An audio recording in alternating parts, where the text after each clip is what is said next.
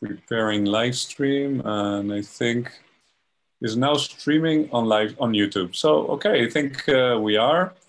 So, welcome everybody to the 8th community call.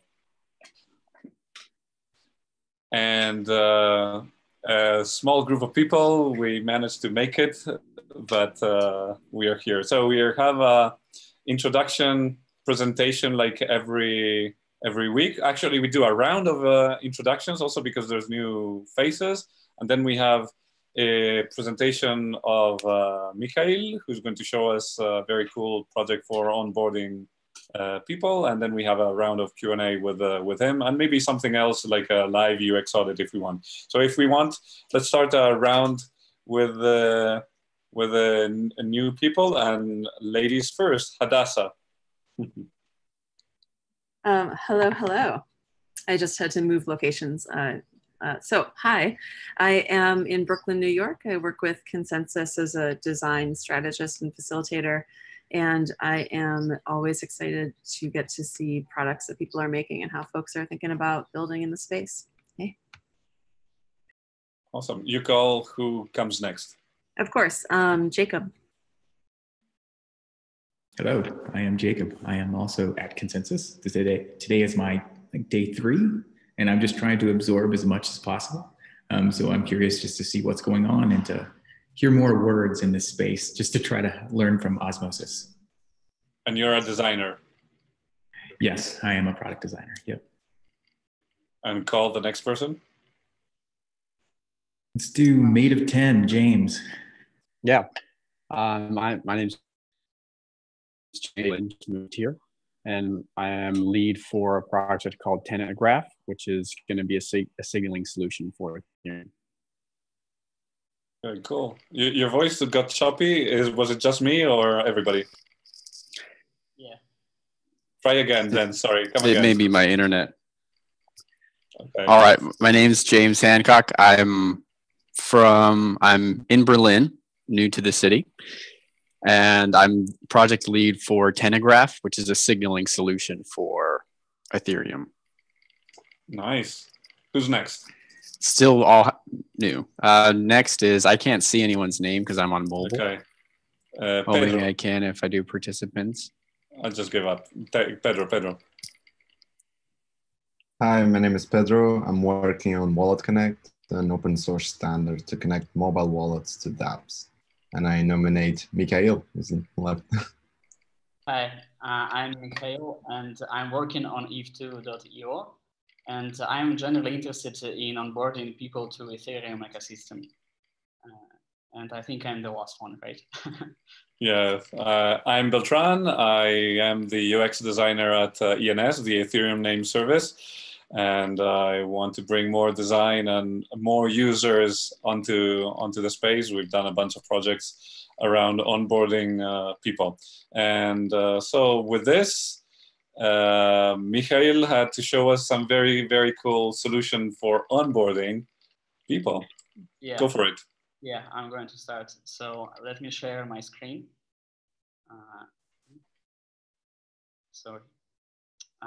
Here's our website. And I'm excited to share what me and my team have been working for the last couple months. And we have launched a solution for other crypto projects to onboard non-crypto users. So our solutions allows dApps to deploy airdrops where dApps don't need to have receivers' addresses in advance, but they can distribute tokens using links instead.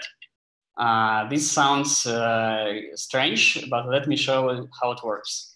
So I'm going to create an airdrop right now. So I have deployed a special token for this purpose, fake Doji token. And I'm going to give away, for example, 10 tokens per link and 5 links in total. Also, I will give away a small amount of Ether to each person so that the person will be able to interact with a dApp and to pay for the gas. For example, this amount of Ether. So right now I'm going to create airdrop smart contract. Oh, yeah, I think gas price is not really good.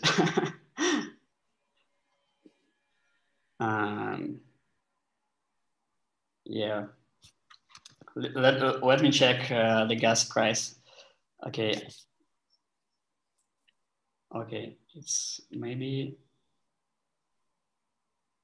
Okay, it says that in 1 minute the airdrop contract will be deployed. Meanwhile, I will explain how smart contract works.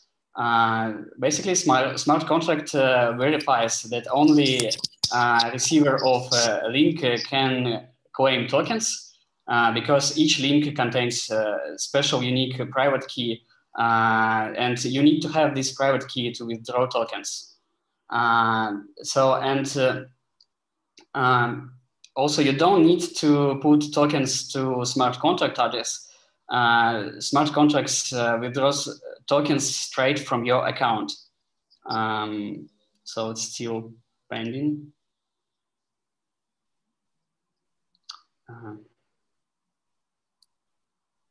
Yeah, I should have have paid more gas. Can you resubmit the transaction, or currently not possible? Yeah, I can do this like again from the start.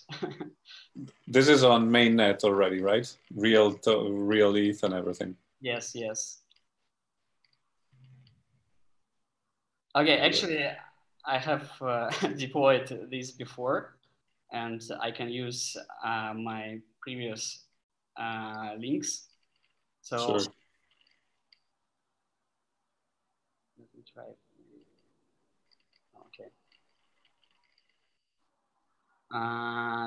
So in order not to wait, I will use my previous file.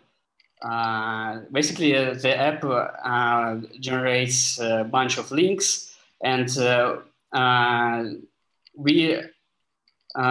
distribution of links is out of the scope of our app because we think that different dApps will have different ways of how they gonna distribute tokens. Okay, so right now I'm gonna send link to myself and using Telegram.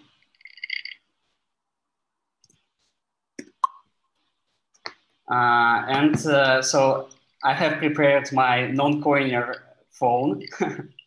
Okay, do you see it? Yes.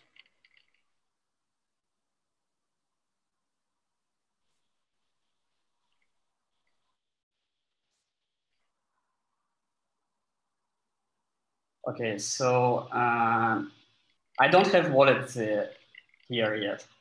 So what I'm going to do, I'm going to follow the link and I will get simple instructions like I need to download wallet to use the service. So I will use Trust Wallet.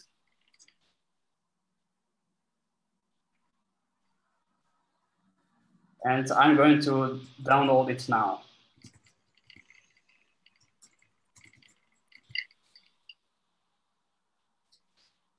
Slower than an Ethereum transaction. Yeah. Oh, by the way, here's the transaction has been approved, and I can show that I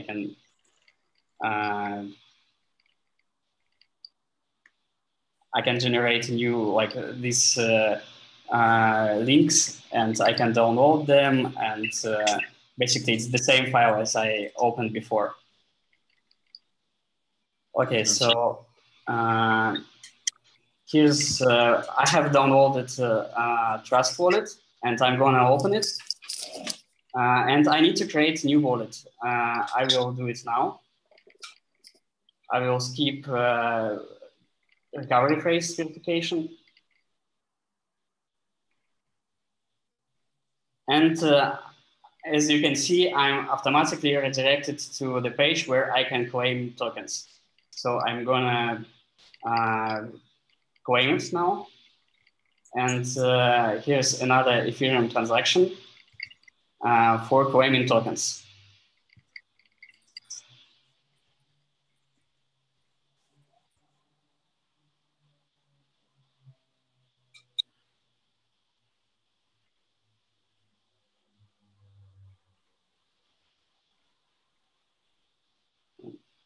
Gas prices are so high right now.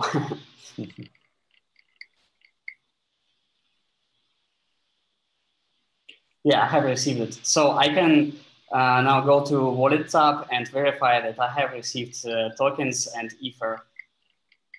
So here it is. And now I can use the dApp that I distributed tokens to me. So basically that's it. And any questions, or are you showing something else, or can you do anything with those tokens now? You're in the wallet and you can do whatever, right? Yeah, I can go to like devs tab and open any tab, and try to use the tokens or Ether. For example, I can go to eth2.io and send some Ether. So I have a small amount of Ether and I can send it now. But it's out of the scope of this demonstration. Yeah. What are the, do you guys have questions? Otherwise I have plenty. I had a question about the second transaction where was the gas paid for by the preloaded ETH that you put in, or was that a separate? Yes, actually, that's a good question. Right now, it's paid by our server, but we are thinking about moving to meta transactions. So in this case, dApp will have to put some Ether in advance. But this way, the whole scheme will be completely decentralized. So instead of using our server, we will be able to use Meta transaction relay network.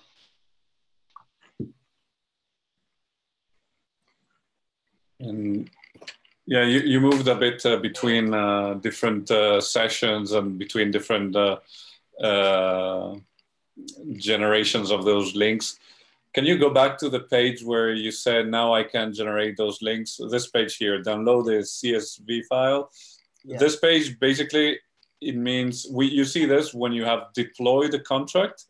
Yes. And you can, from that contract, this is an interface to that contract, whereas you can generate those links to invite other users, correct? Yes, so yeah, I can download this file and here it is.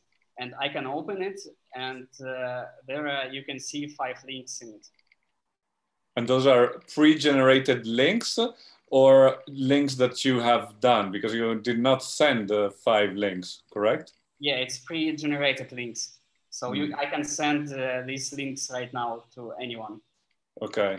And each receives an equal amount of tokens, correct? Yes. Okay, okay. And so, yeah, go ahead, Hadassah. Yeah, for example, okay. Yeah. No, go ahead. Yeah, so for example, I don't know, a dApp can implement some kind of logic so that user should verify himself by phone number, and then the dApp can share these links via SMS, for example, and users will be able to go to their dApp following the link. Yeah, go ahead, Hadassah. Yeah, so I'm trying to send someone ETH or some other type of coin. I will navigate to eth2.io on my phone or on the web and set up the transaction. And then I, as the person who's trying to distribute tokens of some sort, get these codes, and then I can figure out how to distribute those, right? I could text them, or do I, like, I'm curious at what point in the process am I figuring out how to distribute these codes? Is it all the way at the end, or is it somewhere along the way? Do I have to assign who the codes are going to go to? Yeah, basically, it's as I said, because different dApps will have different needs for how they want to distribute these links. That's why a dApp can build a solution for themselves how they are going to distribute these links. Because basically you need to avoid attack, right? So that only one person gets one link. So in that case, you can use, for example, phone verification for that purpose, or I don't know, Facebook login, or I don't know, UPort login or something. Okay. So the idea, so James, you wanted to say something? Go ahead. I had a question on how you envision people using it. Do you see them making 2,000 addresses up in advance, or like let's say we need 10 giveaway codes for each kind? Yeah, I think it's like not for end users, but for the projects, right? So the project can generate 2,000 links in advance, for example, and implement some kind of logic on the backend to distribute tokens. That's how we see it. Can you distribute also ETH and not only tokens? Yes, you can distribute both in one link, so that end users can use the app straight away.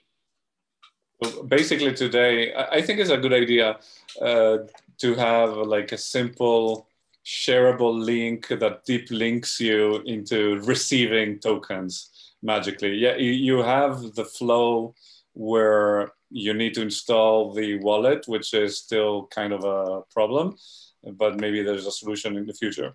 What happens when you already have a wallet? You simply get them and that's it? Can you repeat now that you have the wallet installed and try to do another run? Yeah, I will use it like this new file. I will send myself a link again, and I will go to my phone so you can see it.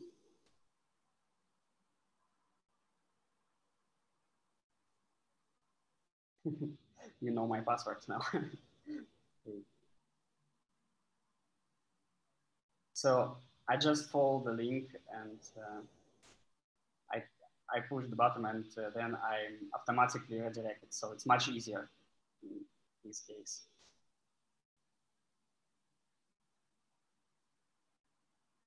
And yeah. And the user sees like 3 different screens popping up very fast, like Volca, and then Trust Wallet, and then ETH2IO. Oh, yes, sorry. Okay, let me do that again. So I'm pushing the first link.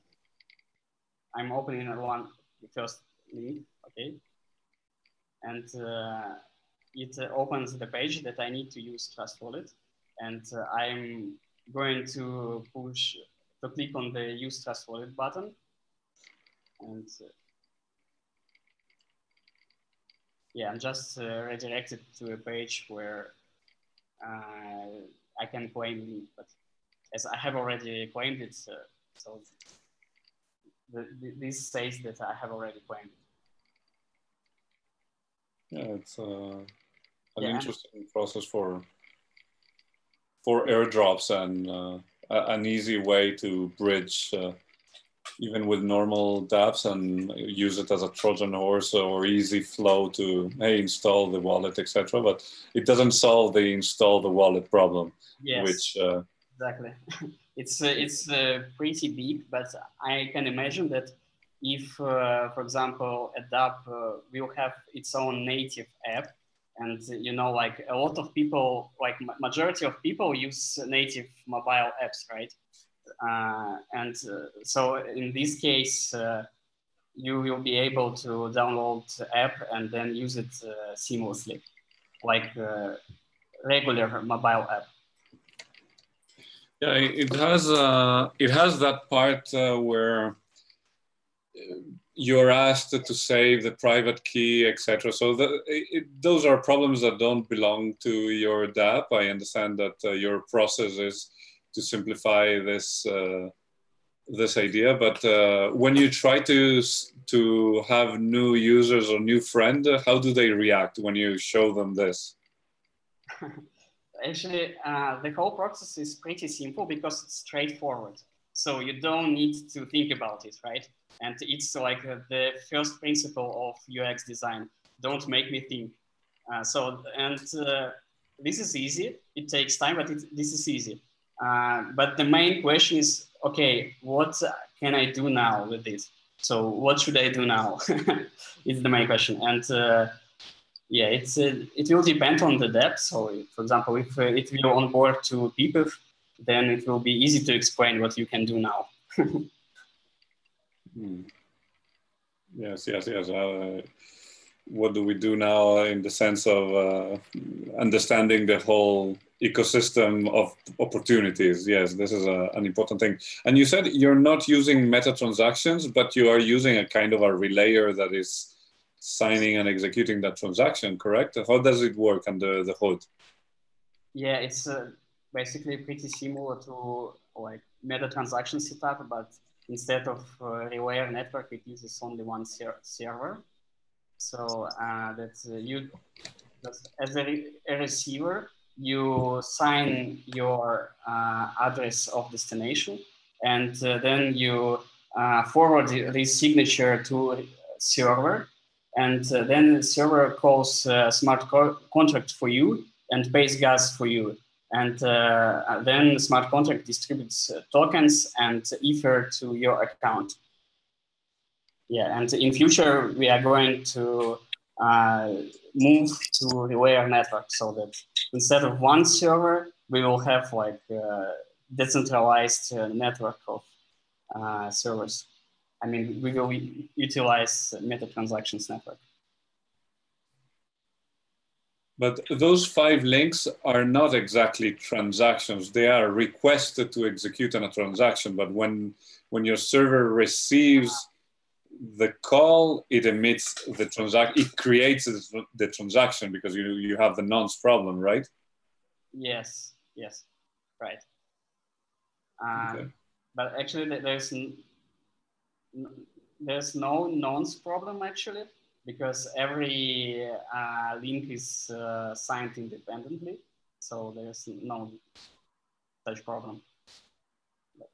Yeah, but if there is no in the link, you have not constructed a transaction. Otherwise, I'm wondering, what happens if 2 users, you send the 5 links out, and 2 or 3 users, all of them, click on the link together?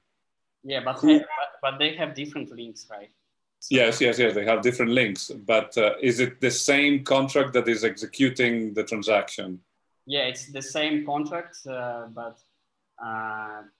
there's like no problem with that. There's no conflict? No conflict, yes. Okay.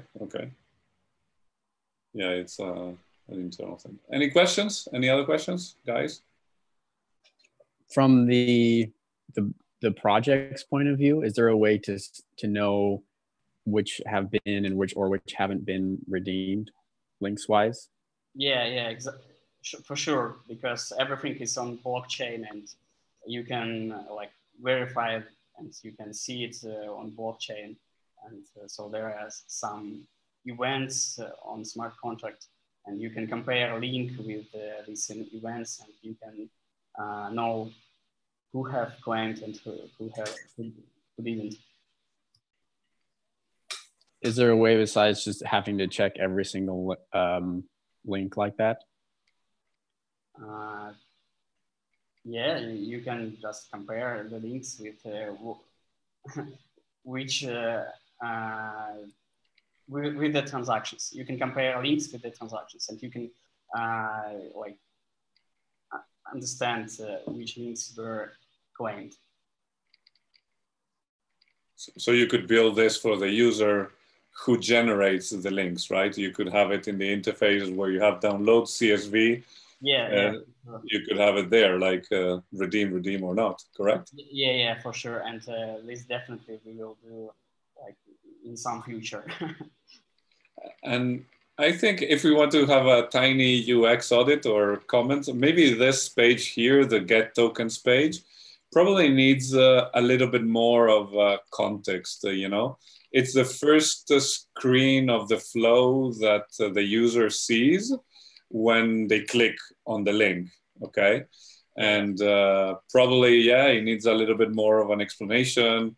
Prepare them to know what is coming if they don't have the wallet, if they do already.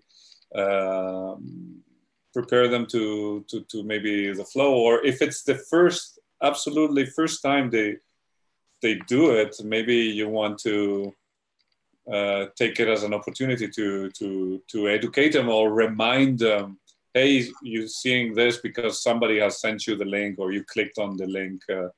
Yeah, exactly. By the way, we have implemented this like in our solution, like this is like simple airdrop, but we have also made like referral program where I can send my unique link to you, and you can claim tokens, and I will get some tokens because I have introduced you to the system. So I can show it like how this works now. So in this case, the first page would be like sign in to claim some tokens, and then you can sign in with Google and get the link.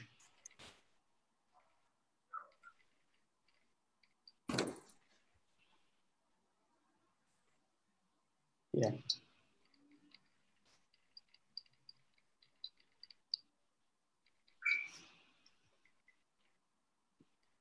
So what is going, I didn't really understand. You connected to a Google account and you're claiming it on the app itself, right?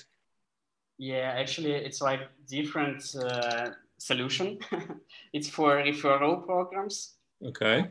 You know, like PayPal did back in the days when they give away some money for like people signing up on their service, and people inviting other people, so they give away money for that. So basically it's the same idea. So what I did, I just went to this referral page, and there's like a text that I need to sign in to claim some tokens. And then I connected with Google, and there's like this different server, which is separate from the airdrop server, which is responsible for Sibyl attack resistance. So for our demo purposes, we implemented like a Google account verification, where I can just sign in with Google and server will verify that this person didn't receive tokens yet. That's why you have plenty of names. Yes. Yeah, and I have already like, so, and here I can invite friends, and if I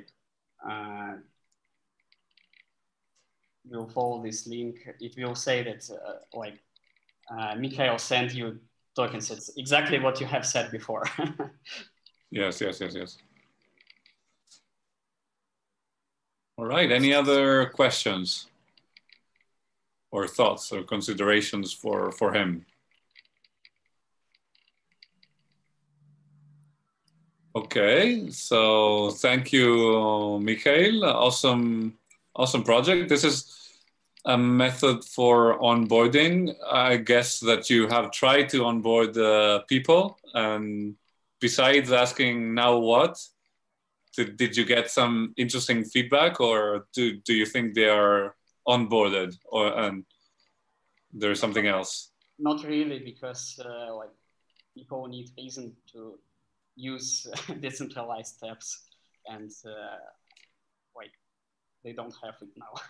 Yeah, we need to show them the other side. We will be working on that, on showing now you have tokens. Now let's play with them. Okay, so thank you very much for sharing this as an awesome solution that adds to the onboarding. Are you coming to DevCon?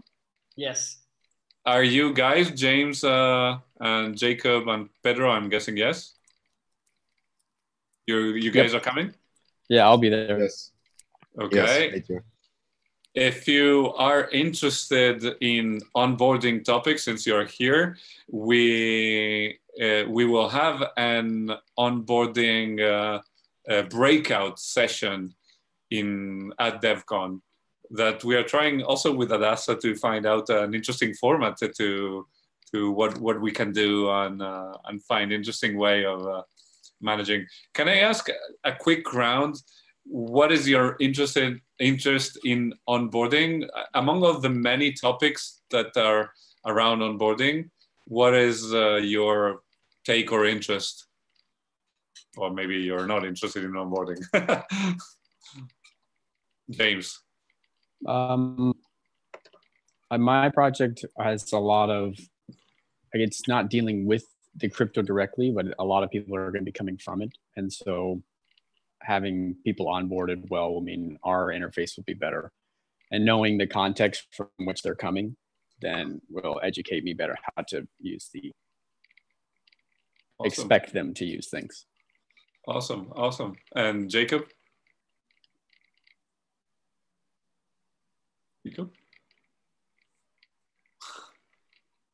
He's not there. He went for a drink. He went for a walk. And Pedro as well, you should probably give us a demo of Wallet Connect, which it rhymes with what Michael showed us in a different way. But I don't know if you are ready today or another time to share. Maybe we give you your own presentation slot. You're muted, you're muted. Let me unmute you. Sorry, I did it. My fault. Okay, no worries. Go ahead. Let me just clean up my screen and I'll show you in a second. Oh, okay. So you give us a demo as well? Yeah. Yeah, perfect. So you guys, James, Hadassah, and Jacob, do you guys know what Wallet Connect is? Have you seen it before or never? I have not. Okay.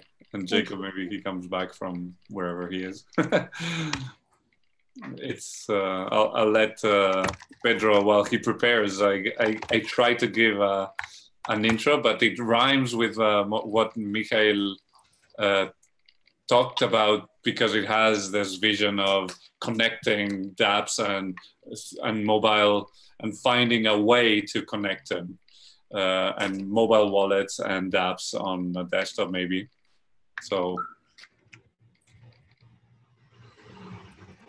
still cleaning or? Yeah. Yeah. Yeah. So, sorry, it's totally improvised. Only because you were here, I thought it was interesting to compare similar or not different solutions. Probably the scope is also different, but it has an idea about how do we connect two worlds. You know, how do we make it simple to connect to a wallet, to this login or unlocking or connecting to a wallet, which is a pattern that we have in dApps. It's Can you see it? Yeah. I'm not sure how it looks like, but can you see just a big white screen and says check your Ether token balance? Yes, we see it. But explain from zero. What is Wallet Connect or whatever? Absolutely. So in order to give some context, Wallet Connect came from when I was working at Balance, building Balance Manager, which is an Ethereum interface for you to manage your tokens and exchange and see all of your collectibles. And basically, as you can see, we've provided a bunch of interactions. And when I was building Balance Manager, after doing the MetaMask and Ledger integration, we would love to have the Balance wallet interact with one of our products. So Wallet Connect came from that idea that we wanted to give the user the possibility to not have to rely on existing wallets like a Chrome extension or a hardware wallet, which can be expensive. If you think about how many downloads a Chrome extension normally has, the most downloaded Chrome extension is actually AdBlock, and it has 5 million downloads on Google Chrome Store. And Instagram has 1 billion downloads all over the world. So mobile apps definitely have the upper advantage there in having this less user friction to acquire new users. So for a quick demonstration of Wallet Connect, there's a website called example.walletconnect.org, which I'm currently updating with the latest changes. And this is an example of a wallet where you can see I have an address and I have some Ether. And I would love to interact with this website that says check your Ether and token balances. So I click on connect to Wallet Connect like I would with connect to MetaMask. But instead, what you're going to see is a QR code. So I pull up my scanner and I scan the QR code, and immediately my account is visible on the website. The thing is, the keys are always living here, and you can verify that it's the same account, but I only shared the public address with the website. Now what happens is, now I can actually send a transaction by clicking this button that clearly says send test transaction, and it will show on my wallet an example transaction, which I can now verify on my phone without having to share my private keys. And this is all done through a push notification that notifies the mobile user. So if I cancel this transaction and I now leave the app, now my phone is just sitting here and I click send test transaction. And now I can see that one notification showed up for Wallet Connect saying that I have a transaction. This is a very good user experience for especially mobile users, which are most of us, right?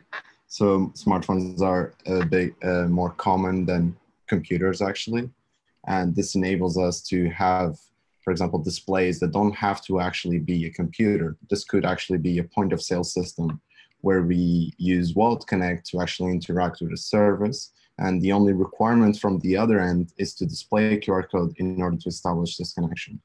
The thing is, how does this just magically happen? This doesn't just happen because I decided to, or because the computer has hardware requirements that enables this.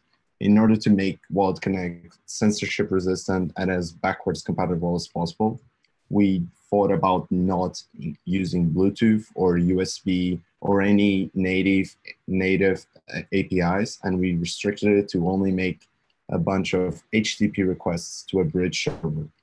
While you must be faking a bridge server, it becomes centralized as well. What happens is that these bridge servers are actually very dumb and don't have much functionality. And the only thing they actually do is relay messages or establish the connection between the dApp and the wallet. And that QR code in itself actually included a key that is only shared between the computer and the mobile wallet in order to encrypt all of the communications, so it becomes end-to-end encrypted. And the idea is to actually move from the bridge server implementation to a complete peer-to-peer, perhaps in WebRTC or Whisper protocol, that could actually just remove any server and actually provide a good user experience that completely centralized and also encrypted end-to-end. Awesome. Any questions? So does the use Can of you talk a little bit more about how? Oh, you go ahead. You got it. Yeah, I'll finish it. Real quick, does the use of the phone technology, like, is that functioning as like two-factor authentication? Because you've got what's happening on in the web and what's happening on your phone. No, because it resembles more what you would call a social login.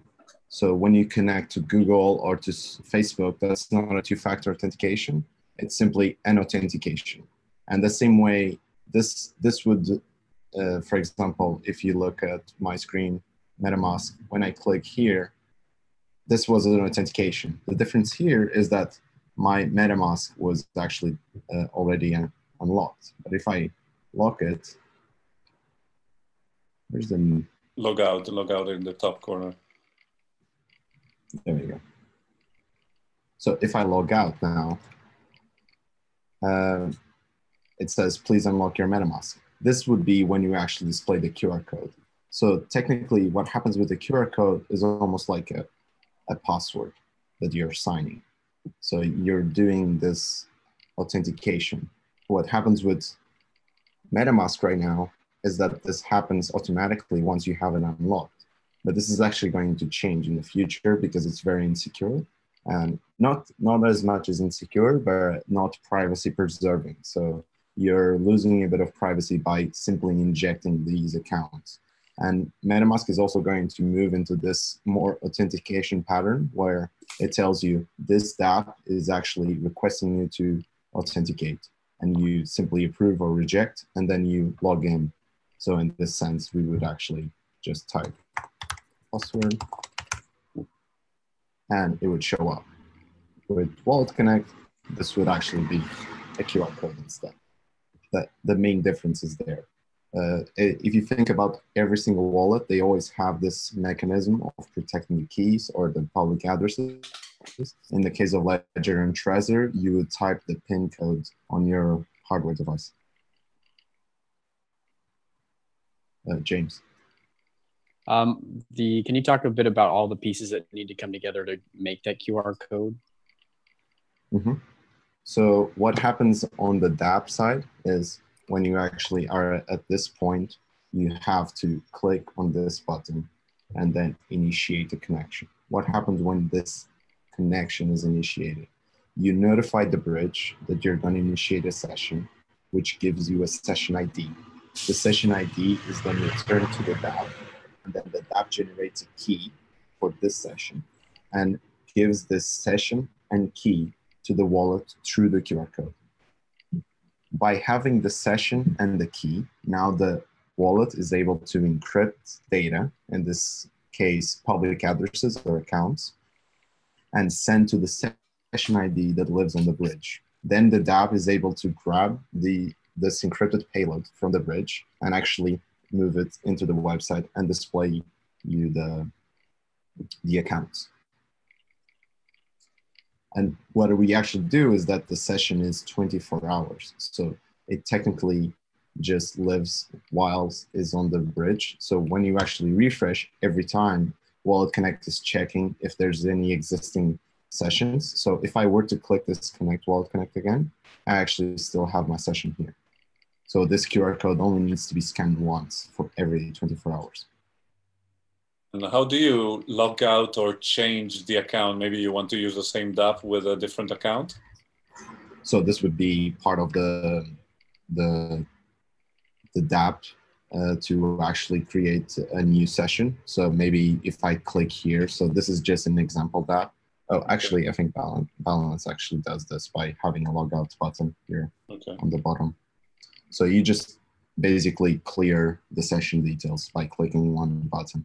In this example dApp, I actually didn't provide this. Good point. I'll add it. Okay, but so it's possible to log out, and to log in into the new account, you have to do QR code and create the whole session. And so technically what happens with, for example, MetaMask, they give you an array with one account. But for example, with Ledger or with Trezor, you actually can get multiple accounts. And my idea is that wallets would provide this option. So Wallef is one of the first wallets to integrate Wallet Connect. And it actually provides you a screen to tell which accounts do you want to share. Do you want to share this one? Do you want to share multiple ones? So on your wallet, you would be able to do this. So I think this would vary between wallets that provide different user experiences. Wallef is more customizable in the sense, so it provides a lot more user options. And for example, Balance, it's more like opinionated, but more user-friendly approach, where it would automatically give you only one account and automatically just approve that session with that account. where wallet, you actually have more control over which accounts you want to share and how many you want to share. So technically, I could just go through on the dApp through the accounts that have been shared with the dApp. And that decision would be on the phone side. So I would Yes. take an image of the QR code from the app and then have those options. Yes. So However the they user define is it. always in control from the wallet. The same thing with with the Chrome extension, where I can just go to MetaMask and actually change between one of the accounts. It would be like that. Yes, but on the phone. So it's like whatever you can do on MetaMask, you would be able to do on your phone. But this would be a standard between all wallets. Yeah, because you are working at the standard level so that it's a tool for the wallets, but they need to integrate it and have their own features for that. And for the dApps, which they have to have their own features on that. But the standards, you will probably have like a simple component or SDK to quickly implement it, right? I'm guessing. Yes. And it's available right now on the latest version. There are quite a few fixes that are still going through, but there's the Wallet Connect monorepo, which includes multiple packages. And you can see there's the core library, there's the browser library. Actually, this is much better represented on the README page. So there's a JavaScript core library, there's a browser SDK, React Native SDK right now for wallets that are actually building with JavaScript. And then there's Web3 providers and a QR code module for browsers. And there was one comment about having wallets on the phone, at least from the research that we did in May for the ENS UX research. Everybody that I've interviewed don't trust the mobile platform to have their own wallet. Would Wallet Connect work also in the future, or do you see possible that even without a QR code or this setup can help connect with hardware wallets or wallets that maybe you have on your desktop and somehow? Absolutely. So the idea is that the first version is strictly restricted to mobile wallets, but this actually could be extended to, because it's just a library that enables dApps to connect to wallets. At the point where the wallets actually share the information with the Wallet Connect library, we could actually abstract the developers from which wallets they're even interacting with. At the end of the day, they all do the same things and they have the very similar APIs. And when you're interacting with MetaMask or where you're interacting with a mobile wallet or a hardware wallet, they all have the same user flows. So that they have the same technical restrictions in a sense. So yes, I definitely see that happening. Any other questions? Yeah, Mikhail, go ahead. dApps to each other using. Sorry, can you repeat? Can we connect dApps to each other using the Wallet Connect? I mean, like for off-chain data, maybe exchange. Interesting. I never thought about that use case. Actually, someone actually suggested me, João Agim suggested me that we should share between wallets using Wallet Connect. So in order you can import wallets seed phrases securely, so you don't copy and paste the seed phrase. So that was a very good use case that he suggested about using Wallet Connect between two devices. But between dApps, I would love to know, what is the use case? I don't know, maybe some interoperability or something. Yeah, I think that would be a different standard, but if it can be built in and as a plugin for Wallet Connect, I think that would be a good use case. One of the ideas of the bridge server is, instead of having multiple bridges where you actually connect or choose between, we could actually use a federated system where all of these bridges are actually connected between each other and actually share the sessions. So we actually have almost like a network of bridges that it would provide as fallbacks. So if you connect to one bridge and the bridge goes down, you just fall back to one of its peers because it actually contains the sessions living in there. It's an alternative solution to peer-to-peer communication. So it's a matter of which decision to make. And the server is like running a Tor relayer or something like that, a very simple, light client. Yeah, the server is very simple. Like I said, it's just grabbing some payloads and relaying them. It has completely no access to the actual contents. It doesn't know even if the sessions were approved, because that's also encrypted, which accounts are being used, which transactions are being sent.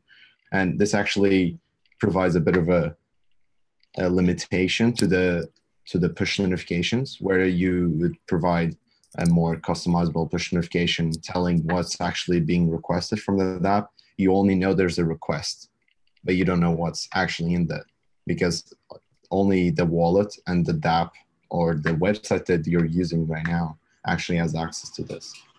I think that is a limitation, a UX limitation, but it improves quite a lot on the privacy and on the security, which is a good trade-off.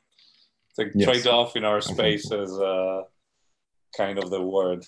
Do you guys have any other questions? I had a question for what happens if someone if someone else tries to use your code, and is there like some way of saying to the user, like, hey, someone's trying to use your codes, given the limitations that you said, that you don't really know what, but maybe you could send a notification or something? Well, when you say someone's trying to use the code, what do I actually need to notify the user? Like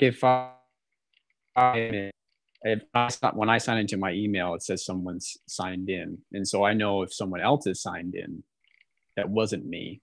So if I like had got up and then someone's tried to use my code, a notification of, hey, someone's using this service, someone's trying to use my QR code that isn't me.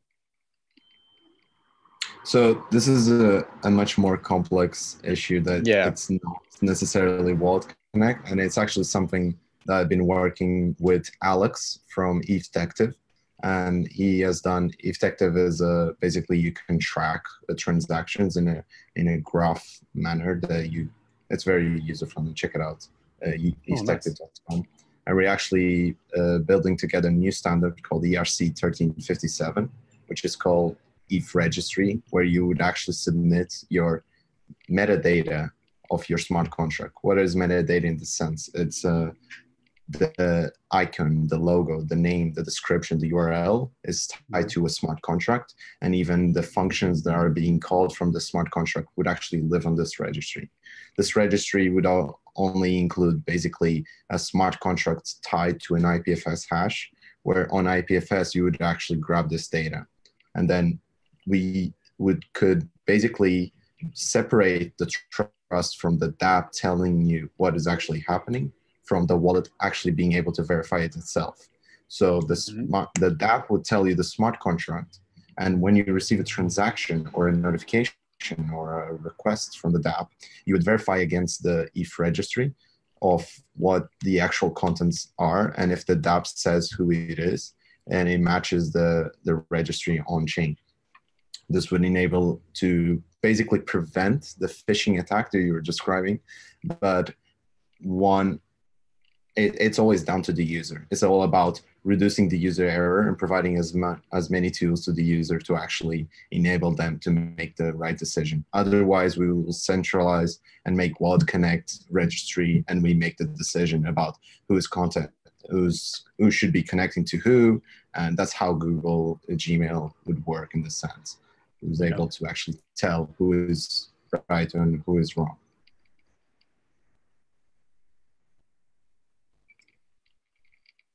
All right, that's awesome. I'm gonna have to check that out. And that's how you had a question?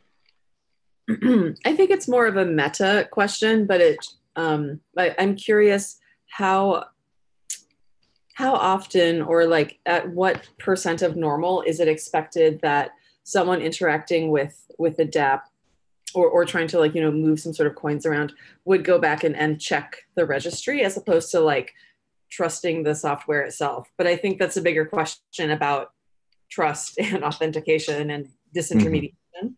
So we might not answer it now. I think, in my view, that one of the biggest trusts that's going to, so we are trying to build a trustless system, but there's always going to be some trust if users don't verify the code. The biggest trust that's going to happen is when the user actually chooses the wallet. And then this wallet would actually provide you features to basically do the trust bit for you. So if the trust were to support Wallet Connect and also support the ETH registry, it would actually parse all of this information in order to display you in a very user-friendly manner. And this is as simple as when you actually see this demo, I basically let the dApp tell you that he is who he is. And in the other scenario, the wallet would actually grab that information from on-chain instead of the dApp telling who he is. So imagine you're interacting with CryptoKitties, and the CryptoKitties through the Wallet Connect communication tells its CryptoKitties. It would actually be the wallet grabbing from the registry that it is CryptoKitties, and you're seeing that it is CryptoKitties based that the wallet has done the homework for you. So that's the wallet doing the P2P, right? The wallet basically parsing this information in itself instead of actually trusting other parties to do it for it. There was an EIP by Jordi, by Lina also about mapping the ABIs of a registry of the ABIs. Is it connected or somehow different that you see? It's I would say it's accessory to the EIP 1357, where the EIP 820, I think is the one you're talking about a smart contract linking an interface by querying one parameter. That's specifically the ABI. And with the 1357, we're talking more than in the ABI. We're talking about a description, a logo, a bunch of information that it's more user-friendly than just an ABI. Okay. Yeah, cool. Awesome. Any other questions for this mobile? We had a mobile demo session today with two demos, like Mikhail showing us this deep linking or easy way to drop off some tokens to people or Ether, and this other way to connect the dApp and wallets on the mobile today, but maybe something else in the future.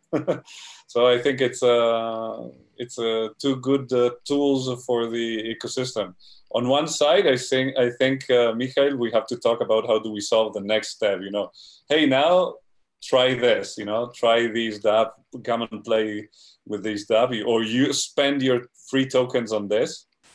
And on Wallet Connect, looking forward to see how do we convince dApps to use it, and how do we overcome the fear. I personally don't trust the mobile, so this is my personal thing as well. How do we make it useful elsewhere, because it's got an interesting way. And also, like I said, the biggest problem with the mobile is that you're trusting the app specifically. If that app is not malicious, you're okay, but you're putting the trust on the app that you've chosen. Yeah, no, absolutely. It's